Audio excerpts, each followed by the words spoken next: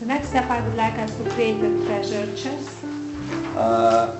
در قدم بعد من میخوام که ما یک گنجینه قفسه گنجینه هامون رو یا گنجمون رو بسازیم. And I'm very conscious I don't want to call it as our rules. نمیخوام بگم که این قانون ماست. Because I don't consider them as rules. چون من اونها رو به عنوان قانون نمیشناسم. I would like to put something into this treasure chest.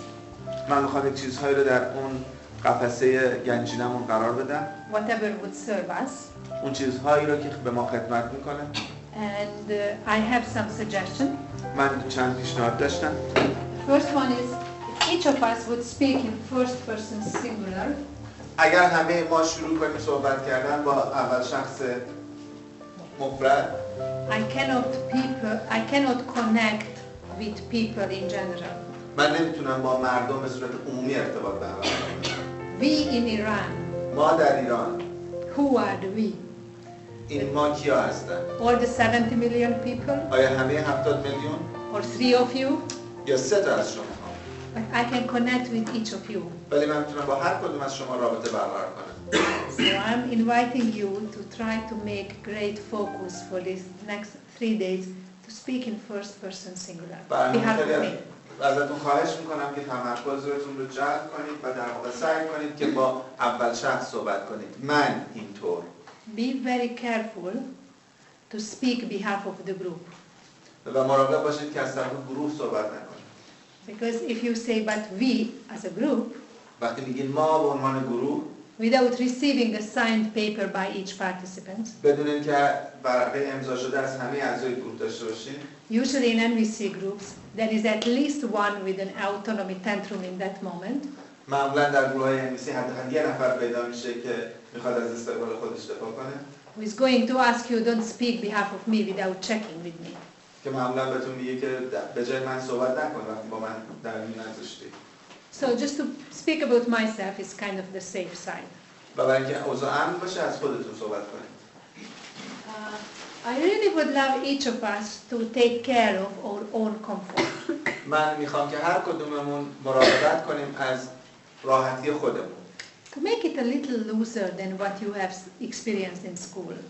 تا یه خورده راحت‌تر باشید نسبت به اون چیزی که تجربه کردید در مدرسه.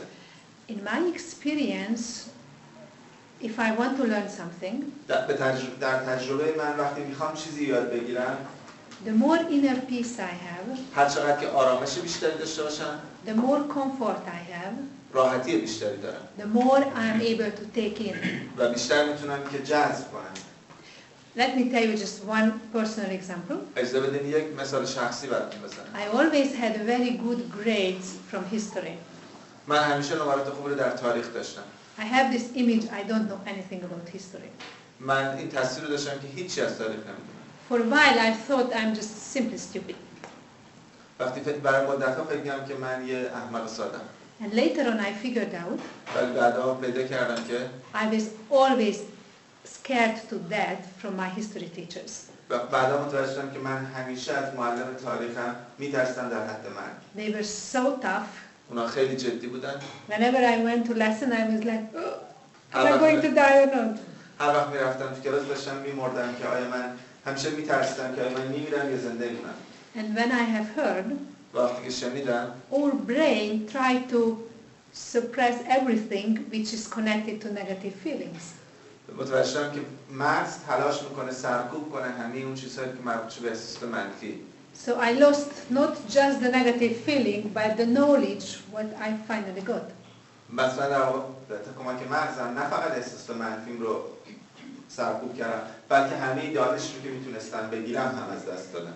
One of my Swedish colleague who was a primary school teacher before. یکی از همکاران سوئدی من که معلم مدرسه ابتدایی بوده قبلا has this idea. این ایده رو داره که she would like all public schools که همه مدارس عمومی to be the place of joyful learning. که بشن مراکز لذت بخش برای یادگیری. And when I remember back to my school years, وقتی من به یاد سالهای مدرسه میافتم that was more the hard work. کار سخت‌تری به نظرم میاد. And not so much just the joyful learning. چون خیلی محیط راحتی برای یادگیری نبود. I cannot change the public school system in Hungary. من نتونستم و نمیتونم که نظام مدارس عمومی رو در مجارستان تغییر بدم. But at least I would like to offer my share, whatever I can offer. ولی میخوام که اون چیزی رو که میتونم ارائه بدم To make the joyful learning, the workshops I'm running. در کارگاهی که من ارائه میدم اون یادگیری رو سعی کنم شادمانه و لذت بخشش کنم. So I'm just thinking about very little practical things. برای همین به خیلی چیزهای کوچیک عملی فکر میکنم. If you need to go to the toilet, اگه نیاز دارین برین دستشویی.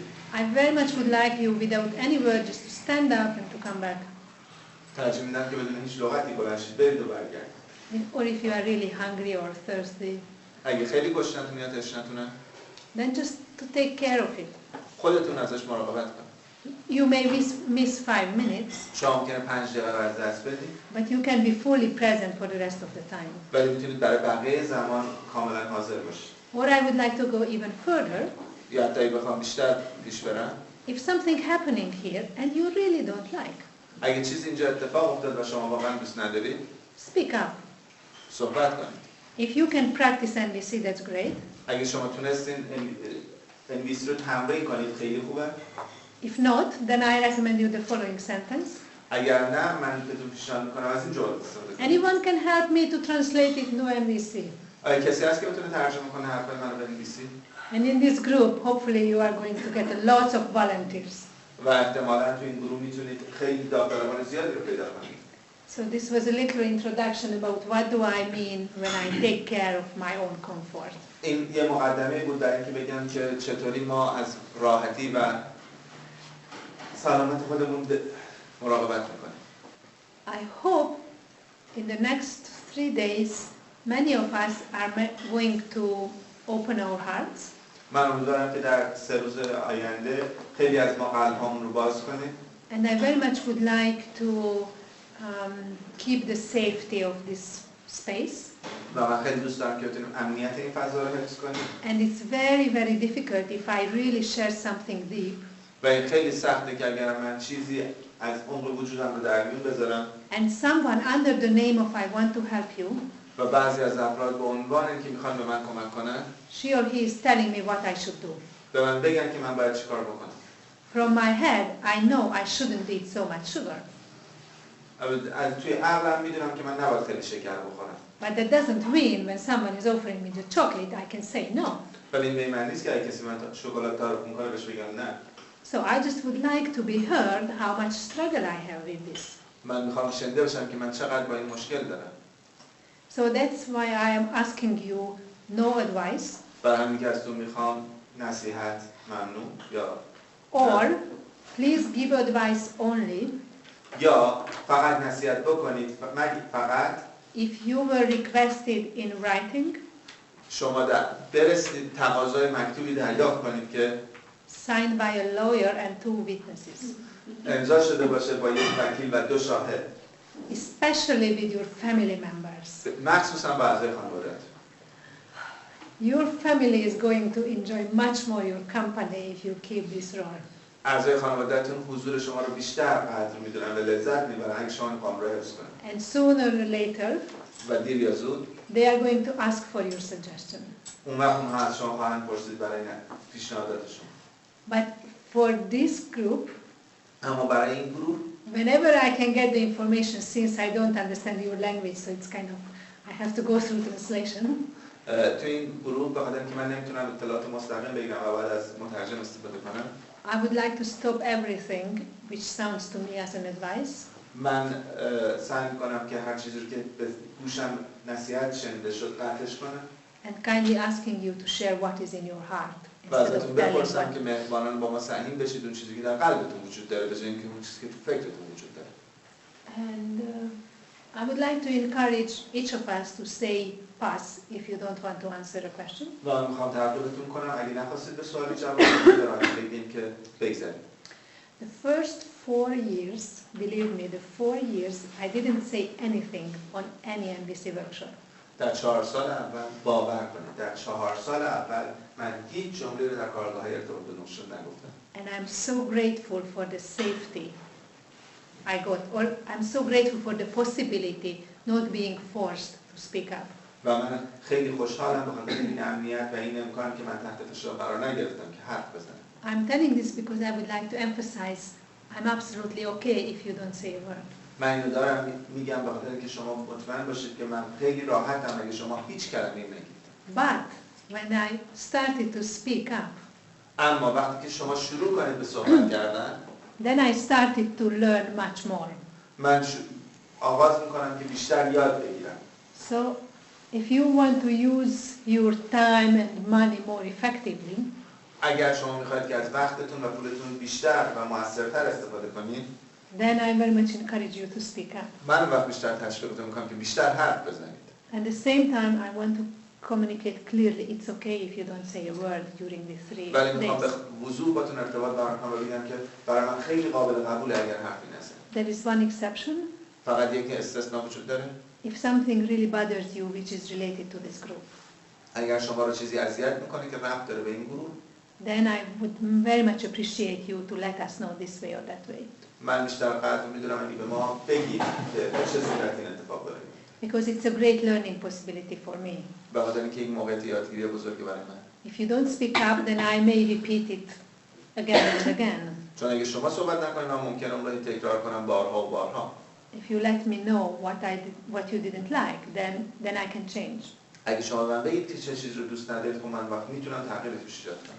So my recommendation to make an agreement, پیشنهاد من اینه که ما به توافق برسیم to speak in first person singular, که صحبت کنیم به عنوان اول شخص مفرد، take good care of my own comfort, از راحتی و سلامت خودمون مراقبت کنیم، no advice, عدم نصیحت، and to say pass if you don't feel like speaking. و بگیم بگذاریم اگه راحت نیستیم که صحبت کنیم.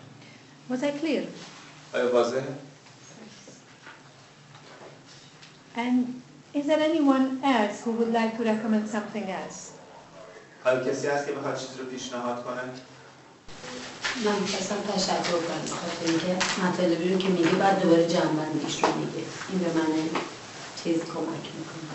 I would like to appreciate whatever you are saying. Again, you are summarizing at the end. It helps. Thank you. There is another approach to confidentiality. یک روش دیگه در مورد رازداری وجود داره. After the 3 days, بعد از 3 روز we will be so fluent in sharing only what's alive in us. که خیلی روون شده باشیم که بیان کنیم چه چیزی در ما جریان داره. We realize it's so boring to speak about what happened a day ago with others. که دیگه واسه خیلی کسالت آور باشه که بخوایم بگیم که در مورد دیگران چی گذشته. But maybe it's better if I'm realistic. ولی بهتره که من واقع بین باشم.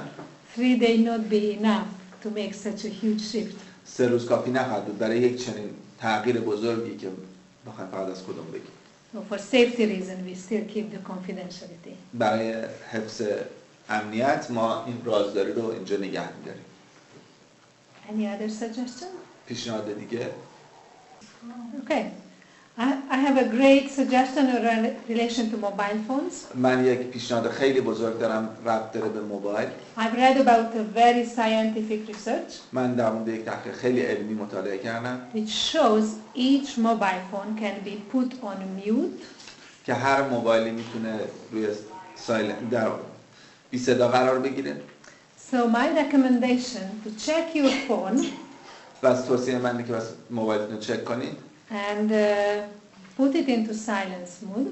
و در وضعیت بی صدا قرارش بدین. If you don't know how to do it, اگه نمیدونید چطور باشه call the closest teenager who can help you.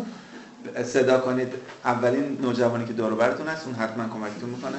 And we may want to agree و ممکنه بخوایم به این توافق برسیم که if anyone phones gives any noise, اگر موبایل هر کسی هر صدایی رو تولید کرد، as a consequence, به عنوان پیامد اون اتفاق، the owner of this phone صاحب اون موبایل would make a self-make candy or dessert for the whole group the next day. فردا با یک دونه کیک یا شکلات تهیه شده توسط خودش برای کل گروه میاد. And the groups usually are very much appreciate these ones. و گروه معمولا این رو خیلی خوشش میاد و قدر میدونه چنین هدیه‌ای رو. So no one would be bothered with your phone. وقت کسی اصلا ناراحت نمیشه با صدای تلفن شما. You may have a busy night, but ممکنه شما شب شلوغی رو بگذرونید. so my request behind it. تقاضای پشت این اینه که I can understand if you are not ready to turn off your phone. من میتونم بفهمم که اگه شما آماده نیستین که موبایلتون رو خاموش کنید. It takes quite a lot of energy when we hear it. ولی این انرژی زیادی رو از ما میگیره اگه بخوایم صداشو بشنویم. And if you put it into silence. بعد اگه در بی صدا قرارش بدین. And if you receive any call you would like to answer. اگه شما تلفنی رو درک کردین و بخواستین بهش جواب بدین. I'm absolutely okay with it. من باش راحتم. Please go to the other room. برید دو اتاق دیگه. Close the door. در رو ببندید. So we don't hear your conversation. که من اسم مکالمات شما نشنوم. And then when you are ready, just feel free and happy to come back. وقتی آماده شدین برگردید به اینجا. So do we want to make the agreement about the cake? آیا هم موافقین که توافق کنیم در مورد کیک؟ Okay, good. Basically, so far I received everything. اساساً تا الان چیزهایی که دریافت کردم. All the information which was important for me to have the basic information about you.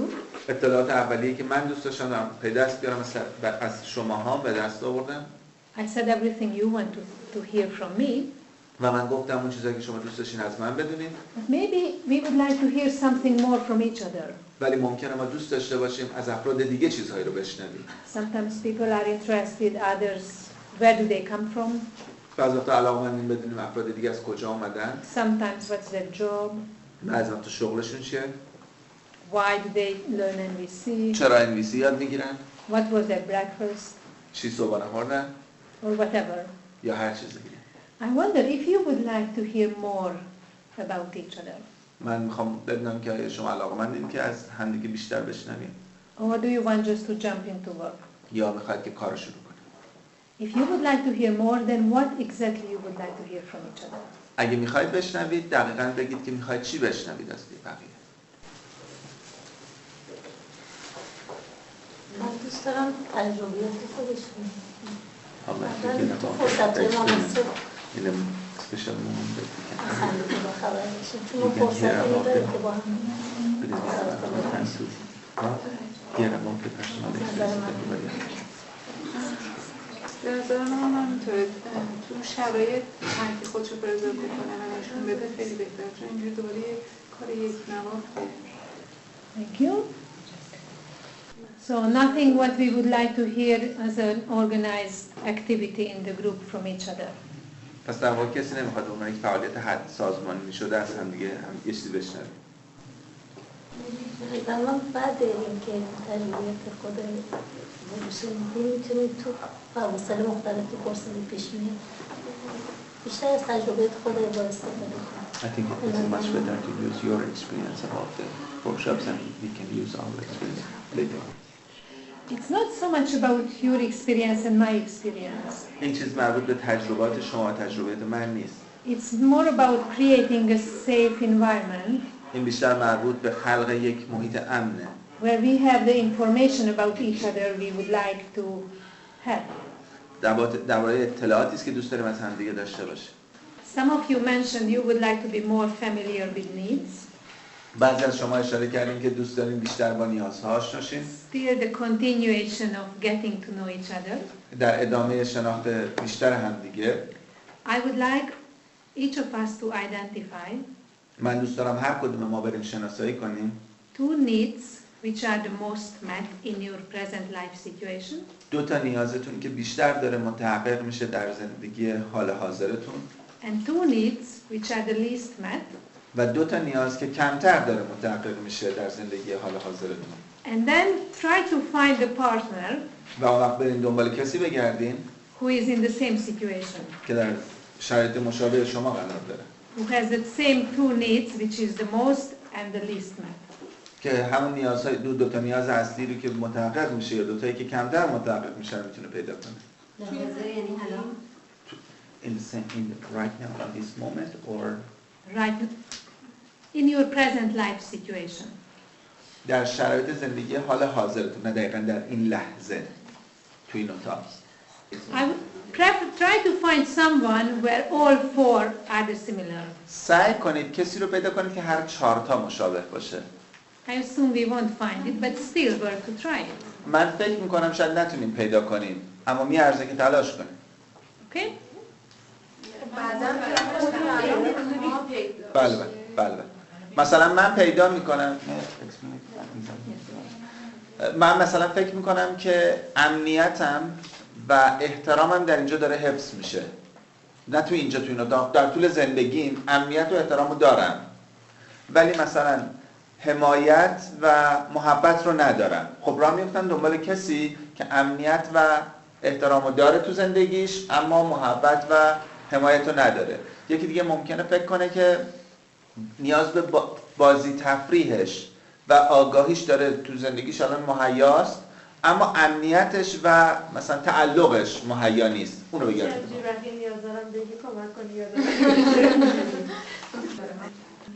If you are ready, اگه آماده if you are ready, when you are ready, وقتی که آماده شدیم please stand up لطفاً بلند شید and check with everyone if you have the same needs or not. و با بقیه چک کنید که آیا نیازهای مشابه داریم یا نداریم. Cool. So, hopefully we are trying to do a lot of play and gratitude. امیدوارم که سعی کنیم خیلی بازی کنیم و قدردانی کنیم. Does it sound like it's missing for many of us? چون من نظرم که برای خیلی از ما از قلم افتاده. Hopefully the next suggestion is going to be fun. امیدوارم پیشنهاد بعدی یه خورده مفرح باشه. I was really touched with Nima's comment at the beginning. من خیلی تحت تاثیر قرار گرفتم با اظهار نظر نیما در ابتدا. I heard something like speaking NVC or speaking normal.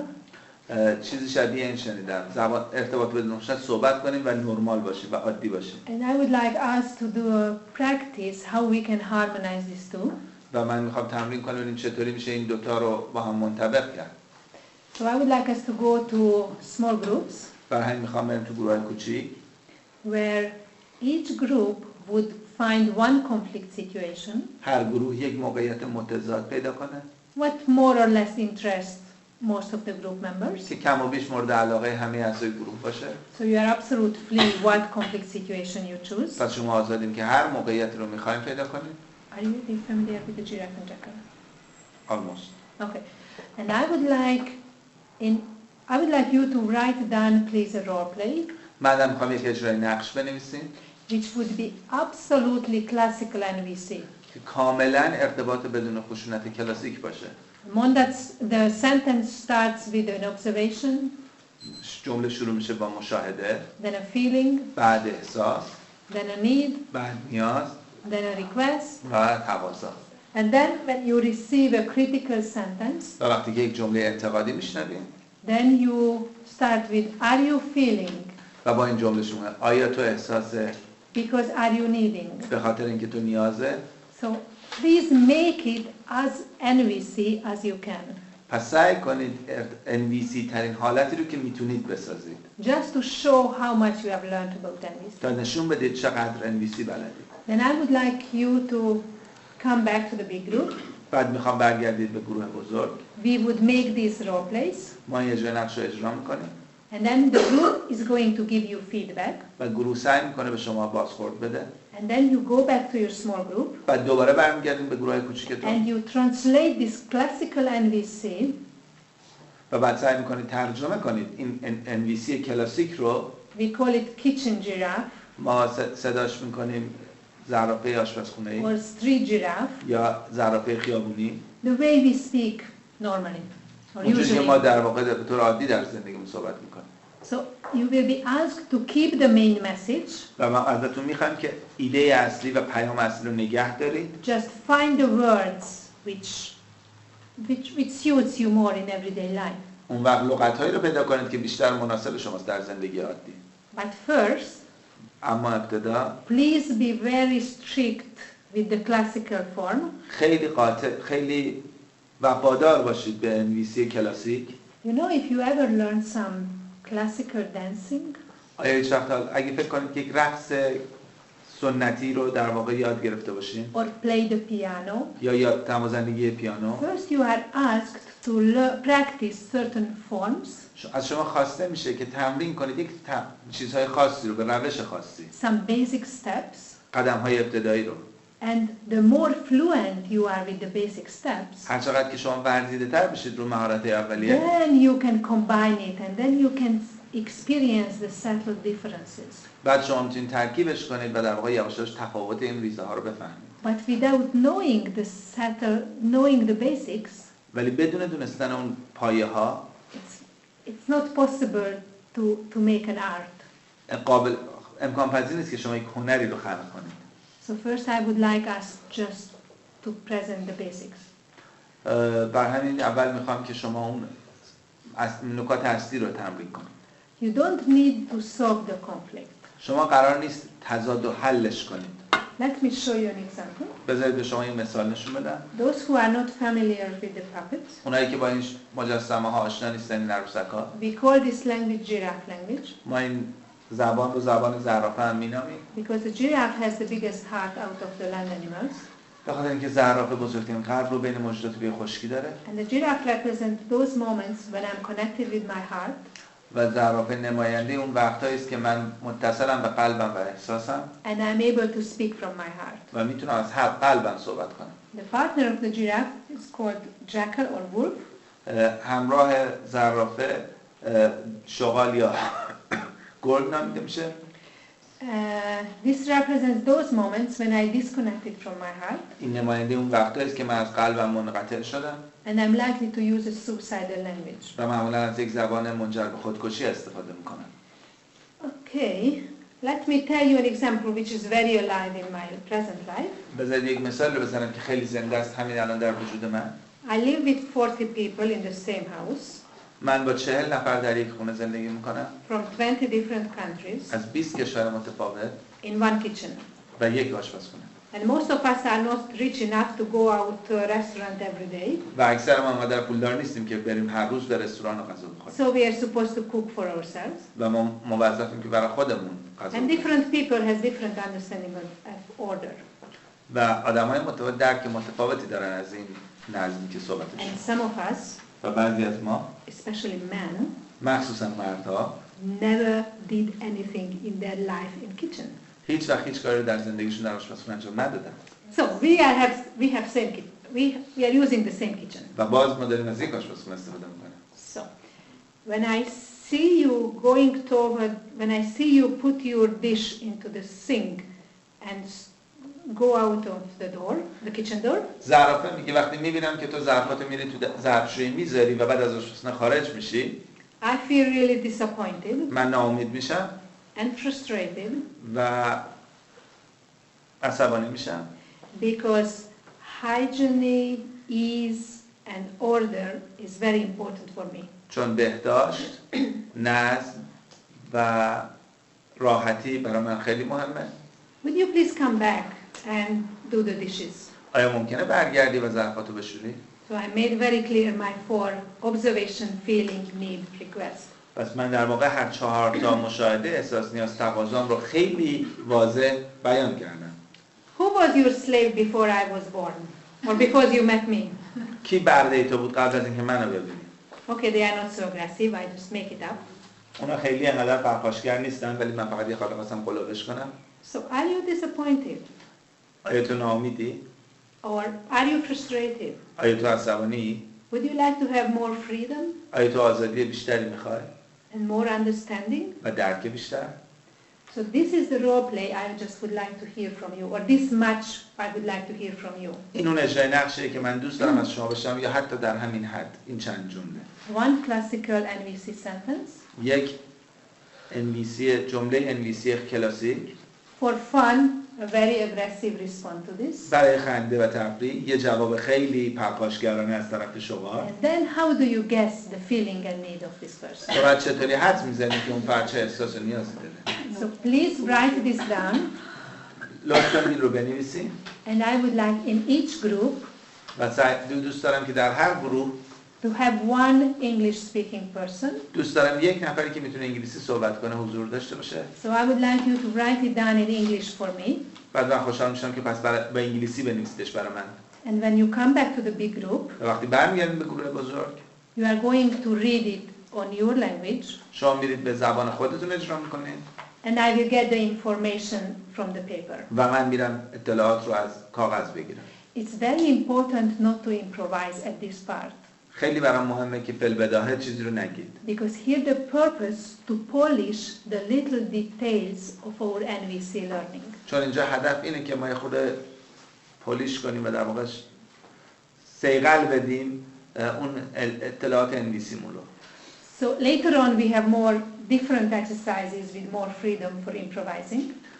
در ادامه ما تمرین‌های بیشتری رو داریم که بتونیم آزادی بیشتری داشتیم و خلق کنیم و فی‌البداهه از NVC مون استفاده کنیم. But here I'm asking you just to read what you wrote down.